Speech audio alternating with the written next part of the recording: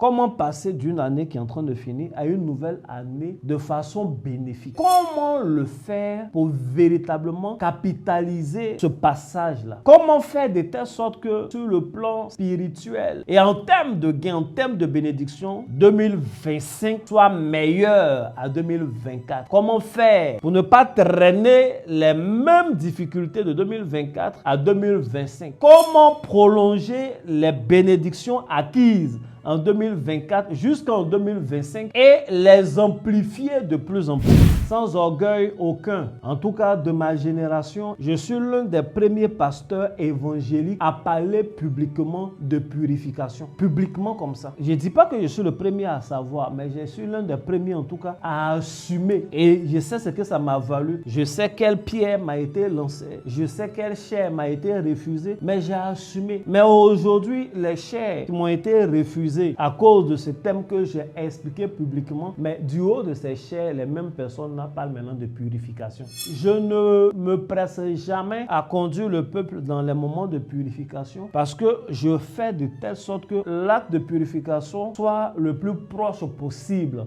du passage. Je vais vous conseiller des dates qui vont mieux vous arranger et comment se conserver pur après avoir posé les différents actes de purification que je vais vous recommander. Je salue tous ceux qui sont connectés. Que Dieu vous bénisse abondamment. Shalom à Fresnel, Kwasi Anastasie, Suzanne Kwaku, Coco Aziako, à Maman, Amos, Noël Biaka, à tous. Idekel Neti, Maï, Maman Solange, Ocagus, Pasteur Richard Kwasi,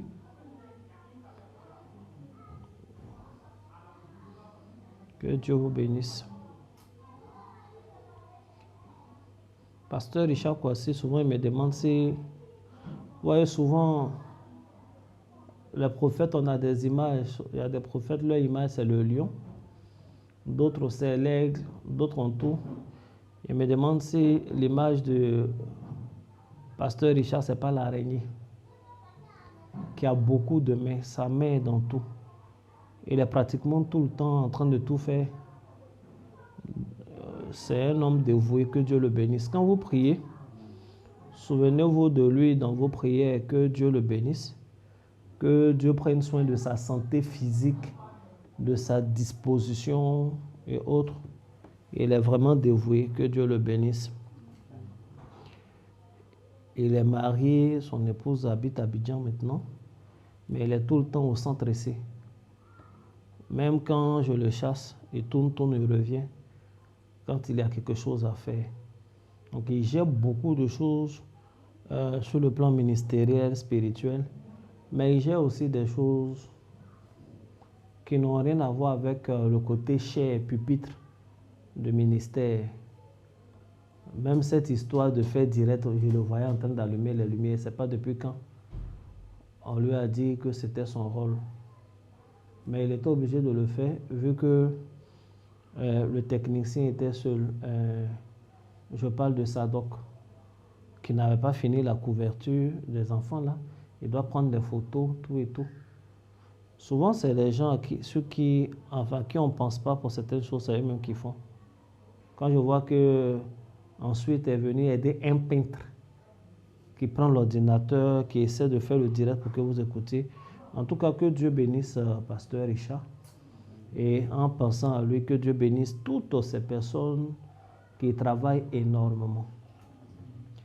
Ce n'était pas prévu, j'ai voulu le mentionner lui, en tant que pasteur, mais je suis très satisfait aussi de beaucoup des enfants précieux que Dieu m'a donnés qui sont des laïcs, qui sont tout le temps présents, en train de suggérer des choses, donner des avis, en train d'intervenir, en train de donner de leur temps, de leur talent, de leur trésor, de leur argent.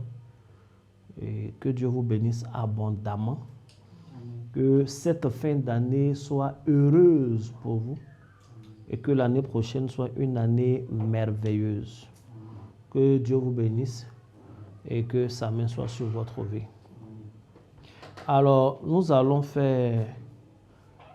Shalom, maman Tatiana. Nous allons faire un direct aujourd'hui qui ne va pas beaucoup durer.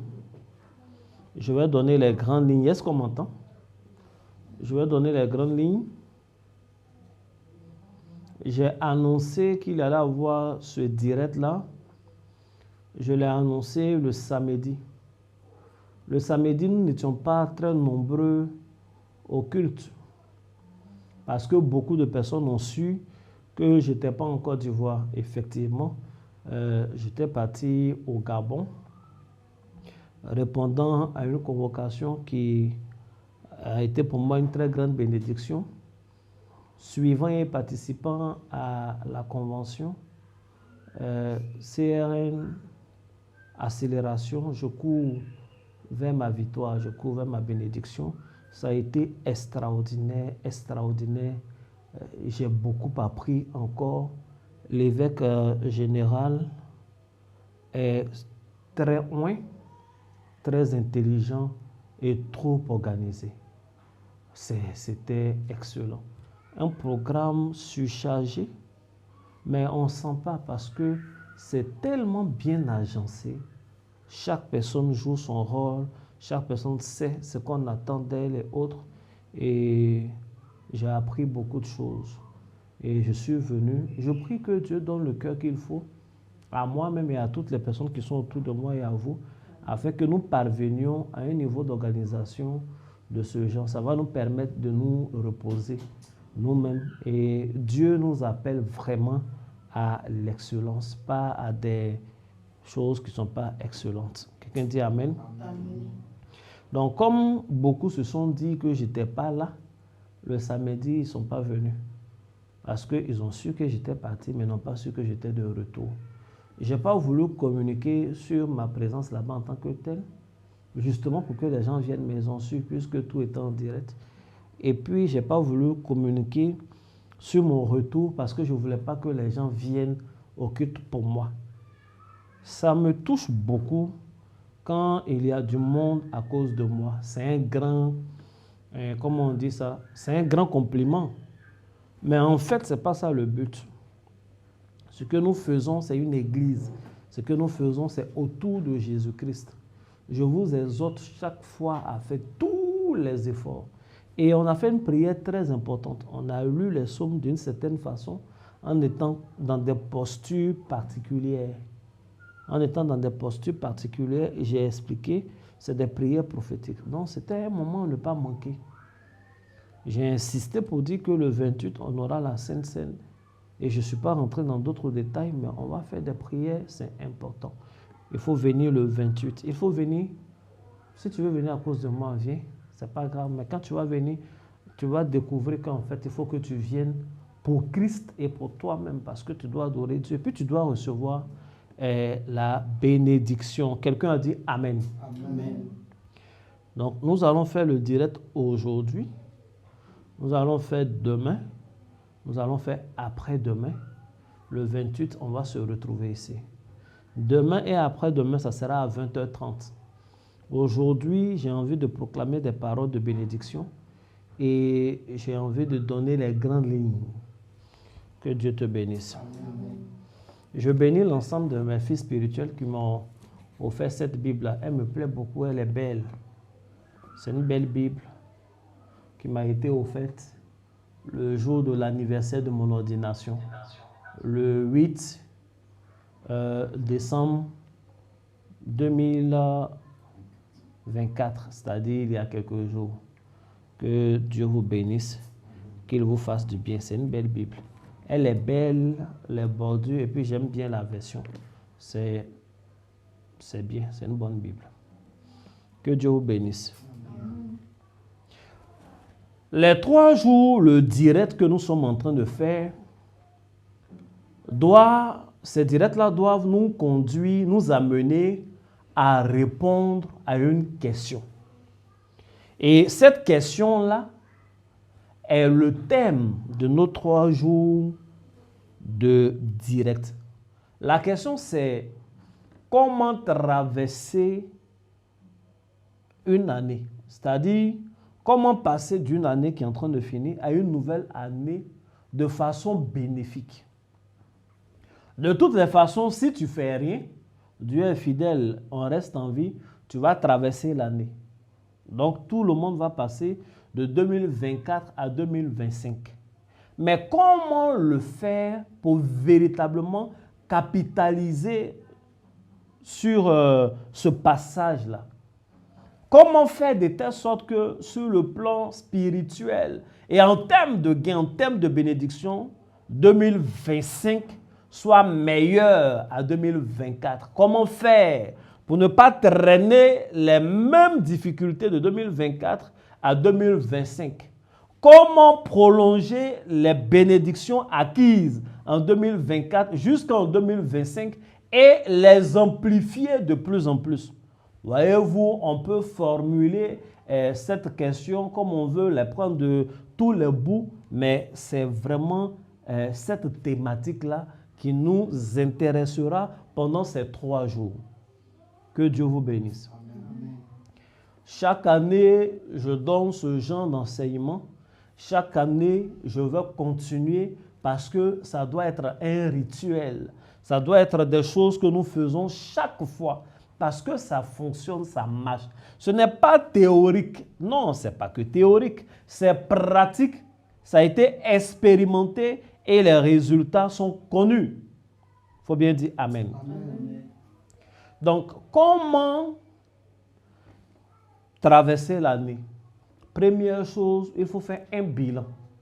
Je vais citer et puis à partir de demain, je vais rentrer dans des détails. Il faut faire un bilan. Le moment est venu pour toi de faire un bilan de ton année. Qu'est-ce qui a marché, qu'est-ce qui n'a pas marché? Un bilan honnête, un bilan financier, un bilan spirituel, un bilan de connaissances. Qu'est-ce que tu sais maintenant que tu n'as pas su? Il faut te remémorer également les événements importants que tu as vécus. Il y a une citation bien populaire qui dit on ne perd jamais, soit on gagne ou on apprend. Mais il y a des gens qui traversent des expériences desquelles ils n'apprennent rien.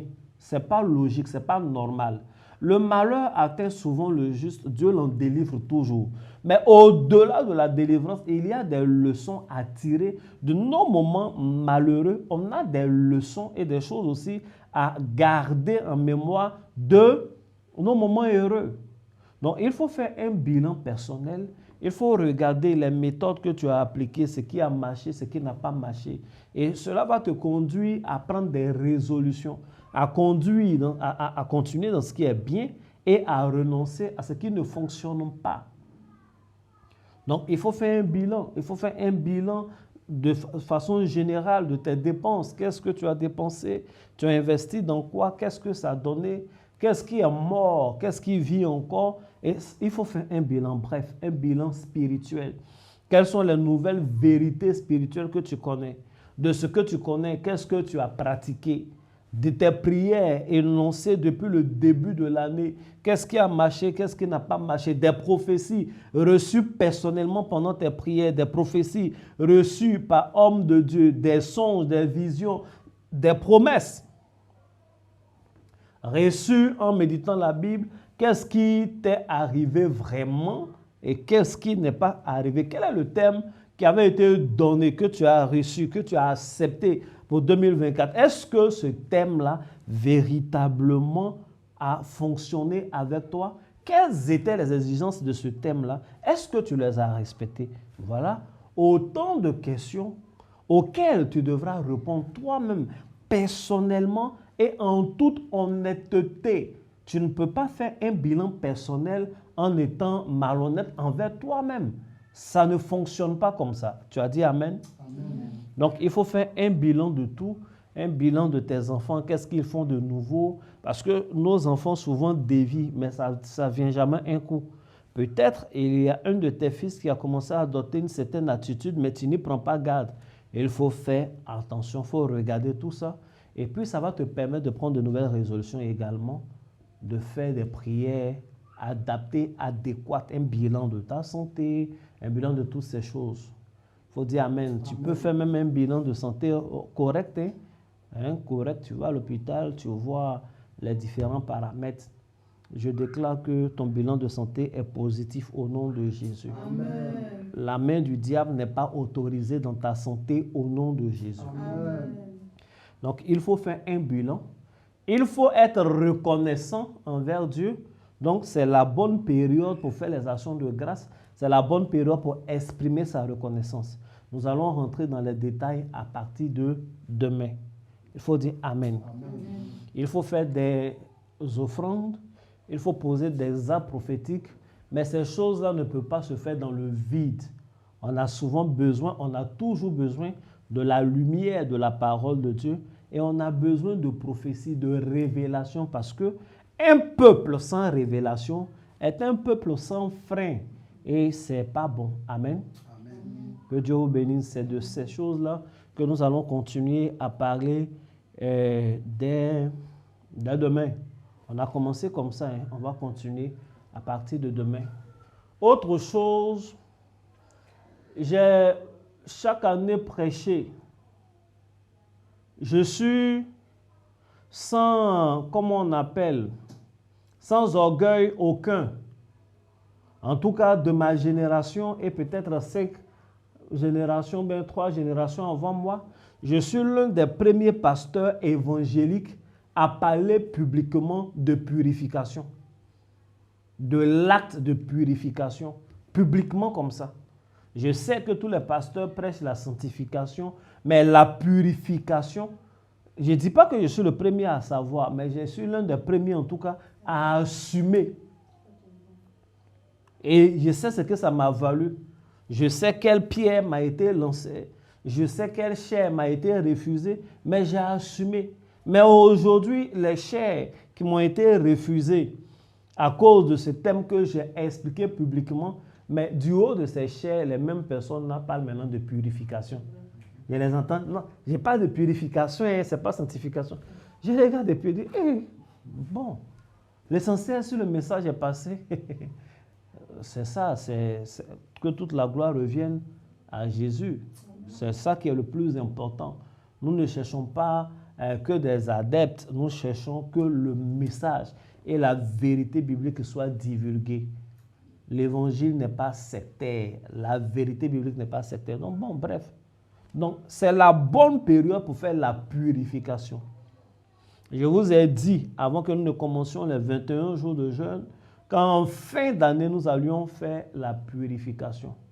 Je ne me presse jamais à conduire le peuple dans les moments de purification parce que je fais de telle sorte qu'en fonction du temps et autres, que l'acte de purification soit le plus proche possible du passage. Parce qu'il y a des gens, s'ils ont fait leur purification depuis le 1er décembre, du 1er décembre au 31 décembre, ce qu'ils vont accumuler comme impureté même dépasse tout ce qu'ils avaient accumulé de toute l'année 2024. En ce moment-là, est-ce que c'est pas gamme, faut pas se précipiter. Mais dès demain, je vais vous donner toutes les dispositions. Je vais vous conseiller des dates qui vont mieux vous arranger et comment se conserver pur après avoir posé les différents actes de purification dont nous allons parler, que je vais vous recommander. C'est bon? Amen. Donc, il va falloir être vraiment connecté demain. Aujourd'hui, je veux juste lire un passage et vous laisser. Tu vas prendre la Bible dans le livre de Psaume 90. Je vais prendre ma nouvelle Bible que j'ai reçue en cadeau de mes fils. Et dans cette nouvelle Bible, je vais prendre le Psaume 90. Si tu as une ancienne Bible, tu peux prendre quand même. Oh, les feuilles sont fines et c'est chic. Ça me plaît. Ça me plaît parce que c'est une belle Bible, c'est chic. Et puis en même temps, ça vient des gens que j'aime.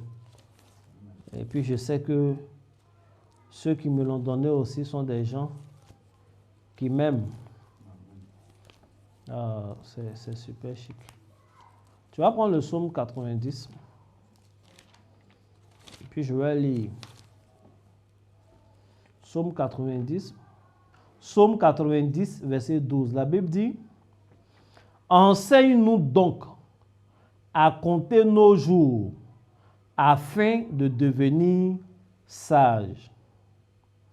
Enseigne-nous donc à compter nos jours afin de devenir sages. Quelqu'un a dit Amen? Amen.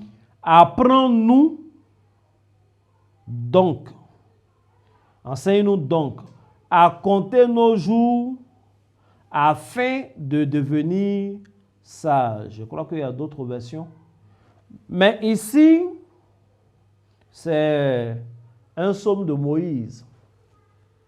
Il parle, vous allez lire le contexte, et au verset 12, s'adressant à Dieu, il demande à Dieu de lui apprendre, à lui Moïse, de lui apprendre au peuple de Dieu à compter leurs jours. Dans quel but? Afin de devenir sage.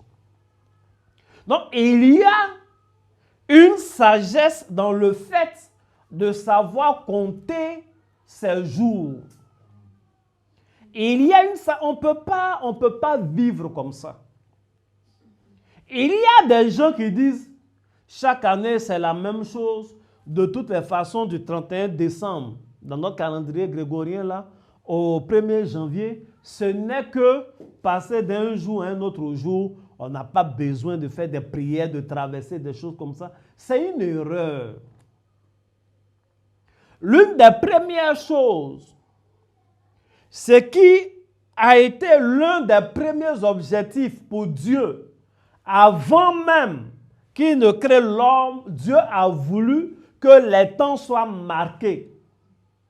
C'est pourquoi dès le départ, il va séparer la lumière d'avec les ténèbres. Et il va donner un nom à la lumière, il va donner un nom aux ténèbres. Il appela les ténèbres nuit et la lumière jour. Il eut un soir et un matin, ce fut le premier jour. Donc Dieu a commencé comme ça. Et plus tard, il va créer les luminaires, le grand et le petit. Le grand pour marquer le jour, le petit la lune et les étoiles pour marquer la nuit, présider la nuit. Mais en même temps, le soleil a un cycle journalier. La lune va marquer les mois. Et il fait remarquer la nouvelle lune au peuple. Il fait remarquer la pleine lune au peuple. Il fait remarquer tout le cycle lunaire au peuple. Afin que l'homme sache compter ses jours. Et ici, un homme spirituel dit, apprends-nous à compter nos jours. Apprends-nous à observer le calendrier. Permets-nous d'avoir une intelligence du temps afin que nous puissions acquérir la sagesse. Bien-aimé, ce n'est pas par effet de mode lorsque nous parlons de traversée. Bien-aimé, ce n'est pas anti-biblique lorsque nous nous référons à un calendrier, quel que soit le calendrier d'ailleurs. Moi, je tiens beaucoup compte du calendrier juif, mais le calendrier grégorien, peu importe ce qu'on peut en dire, n'est pas satanique parce qu'il permet à des humains de compter leurs jours. Tu connais ton âge, non? C'est par rapport au calendrier grégorien, c'est important. Tu sais très bien qu'il y a des concours auxquels tu ne peux même pas te présenter, tu ne peux pas être candidat, juste parce que tes jours ont dépassé. Tu peux être intelligent, mais tu ne peux pas, par exemple, être candidat à des élections présidentielles si tu n'as pas l'âge requis. Ou alors si ton âge a dépassé. Mais bon, l'âge qui dépasse là, comme au fur et à mesure, on fait monter, on fait descendre, on fait monter, on ne sait jamais. Amen. Ça monte, ça descend. Et ça, c'est dans beaucoup de pays. Hein. Il faut dire Amen. Mais compter les jours, c'est important. Et il y a des classes auxquelles tu ne peux pas inscrire ton enfant s'il n'a pas l'âge requis. Donc, et tout ça se fait à partir du calendrier grégorien. C'est notre calendrier modèle. Vous savez, par moment, Dieu suit les hommes. Bien sûr. Dieu suit les hommes. Ce sont les hommes qui ont décidé de célébrer Dieu les dimanches. Tous les dimanches, toutes les églises prient. Dieu n'est pas descendu comme dans l'Ancien Testament où il avait choisi le sabbat. Mais quand on prie les dimanches, le Saint-Esprit vient et se manifeste. Ce n'est pas Dieu qui nous a demandé de fixer, par exemple, la fête de la Noël. Et c'est que demain, les gens vont discuter encore.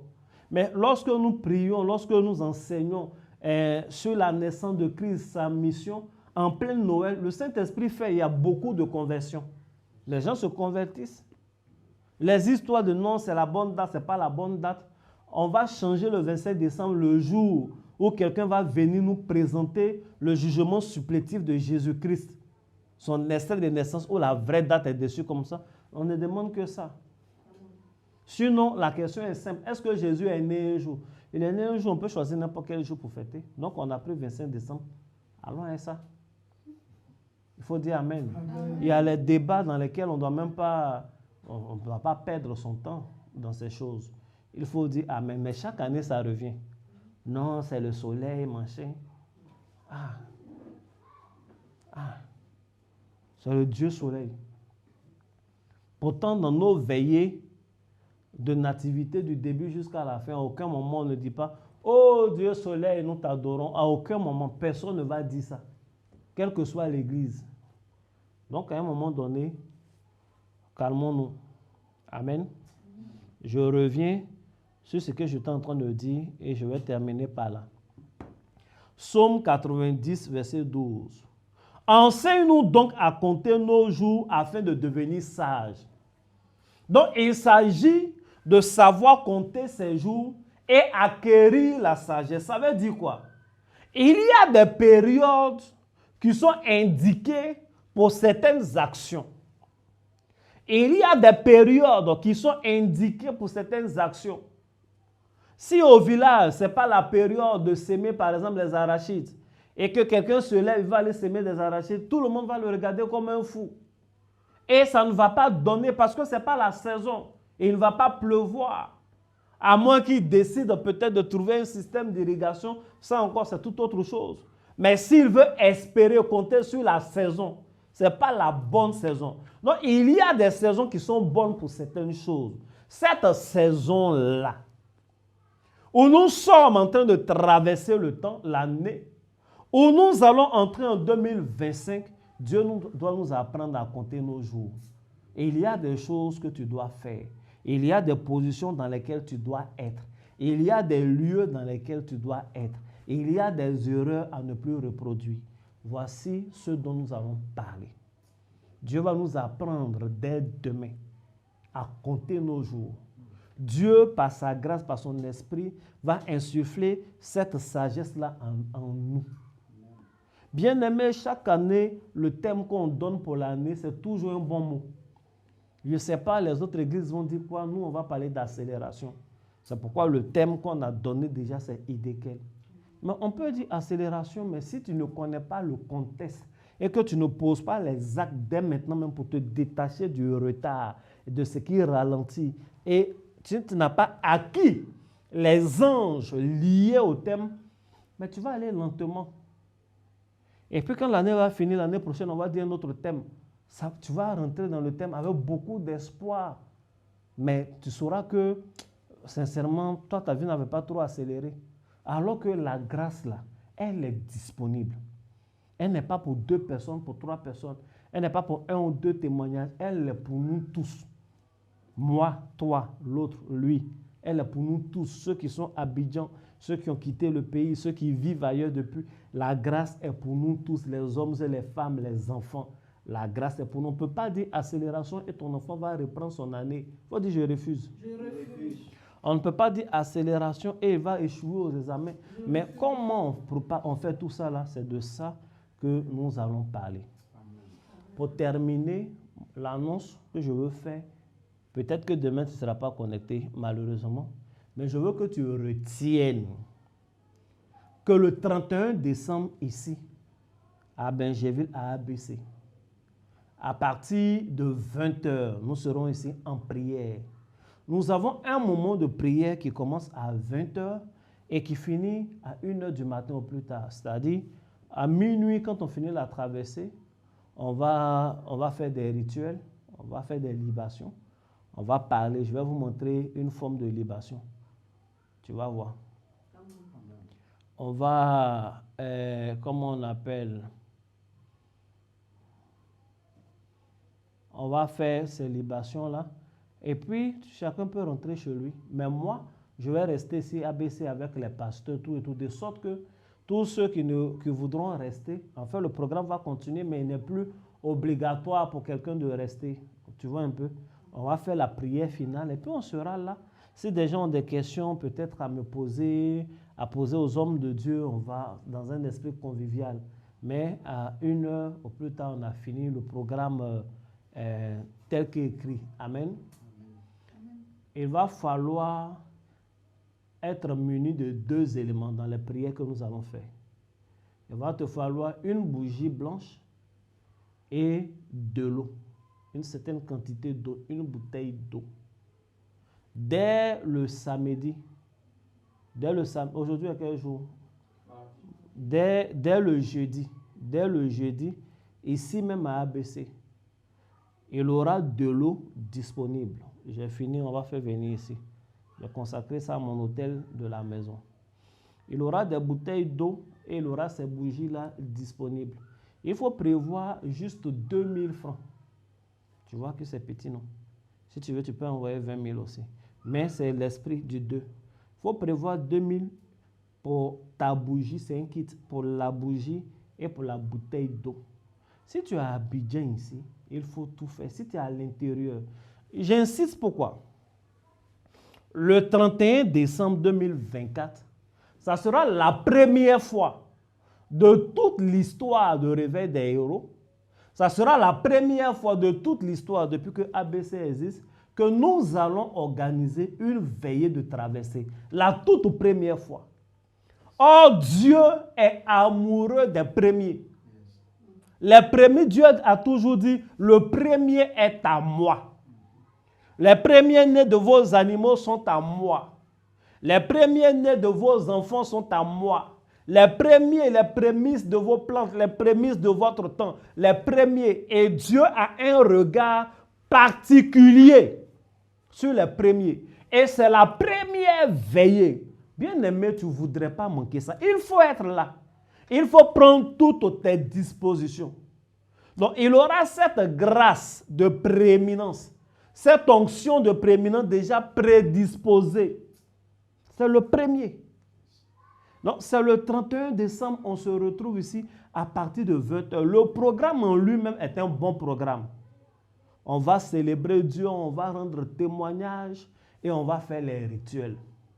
Sincèrement, on a trop dit bonne année, bonne et heureuse année. Il y a des gens qui ils ont dit bonne et heureuse année, longévité. On a dit ça le 1er janvier, le 2, ils sont décédés. Les paroles des hommes là, vraiment, souvent même, ce n'est même pas sincère, ça ne veut pas d'un cœur sincère. Ce n'est pas mieux, on va compter sur Dieu, venons. Il faut être là. Donc, dès le jeudi, tu peux passer, prendre, il y aura une équipe, une permanente, de toute façon, pasteur Richard est là. Il faut passer prendre ta bougie. Il faut passer prendre ta bouteille d'eau. C'est ouvert du jeudi jusqu'au 31. Même le 31, le jour J de la veillée, il aura les bougies, il aura les bouteilles d'eau. Quand tu viens, tu montes, tu prends. On sera en haut, ça sera extraordinaire. La veillée là sera extraordinaire. Que Dieu vous bénisse. Comme j'ai dit demain, j'allais en parler. Dans l'acte de reconnaissance, c'est toujours bien de faire des offrandes de fin d'année pour conduire certaines personnes, pour t'aider. Nous avons fait ici des enveloppes. Est-ce que j'ai un exemplaire d'enveloppe ici que je vais vous présenter? C'est disponible. Vous pourrez toujours prendre et faire vos offrandes de fin d'année. De toutes les façons, demain, je vais beaucoup revenir dessus. L'enveloppe là se présente de cette façon. Et elle est cachetée. Tout ça là est symbolique et ça compte. Amen. Demain, c'est le jour où je vais rentrer dans les détails de tes bilans, de tes actes de reconnaissance et autres. Mais ça me tient particulièrement à cœur que tu sois là le 31. Quand je parle, je dis l'année 2025 sera extraordinaire, les choses vont aller vite. C'est parce que je compte sur le fait que tu seras là le 31 et tu vas faire exactement. Je vais diriger, je vais conduire la prière par l'Esprit de Dieu et il va avoir des résultats. Je ne veux pas, je ne souhaite pas, je ne veux pas du tout que 2025, nos témoignages commencent en avril, en août ou en décembre. Dès le premier mois, Dieu peut bénir. Dès le début, Dieu peut bénir. Toute l'année sera une année de gloire. Donc, dès le début, on avance. Dès le début, on avance. Vous connaissez mon dicton. Les autres disent après la fête, la défaite. Moi, j'ai toujours dit après la fête, la conquête. Donc, même en janvier, conquête. Il faut venir le 31. Que Dieu te bénisse. Voici ce que j'ai voulu vous dire en ce jour. Pour ne pas être long. Pour les gens qui sont à l'étranger, on va faire comme d'habitude. Je vais vous donner, comment on appelle, des prières. Parce qu'il y a des gens à qui... Signalez-vous. Signalez-vous. Comme on est en période de fête, c'est difficile d'expédier des choses. Il y a des enfants spirituels à qui j'ai déjà donné. Oui, à qui j'ai déjà donné leur eau et leur bougie. Donc, pour les gens, par exemple, qui sont en France, écrivez-nous. Écrivez-nous en privé ou écrivez dans le groupe. Je sais comment je vais vous donner votre bougie et, comment on dit ça, votre eau. Maintenant, pour toutes les autres personnes qui sont à l'étranger, dans d'autres pays, écrivez quand même. Écrivez, mais prévoyez dans toutes vos offrandes que vous allez faire. Je ne veux pas que quelqu'un qui utilise lui-même sa propre bougie, son eau, et qui va faire la prière de conditionnement ne fasse pas l'offrande. Il faut faire cette offrande qui n'est pas grand en termes de chiffres, mais pour conditionner l'élément que tu vas utiliser. Demain, nous reviendrons sur toutes ces choses-là. Que Dieu te bénisse dès maintenant. Que Dieu bénisse ton année. Que Dieu bénisse tes enfants, qu'il les garde en toute sécurité. Amen. Et demain, nous serons encore connectés. Amen. Shalom.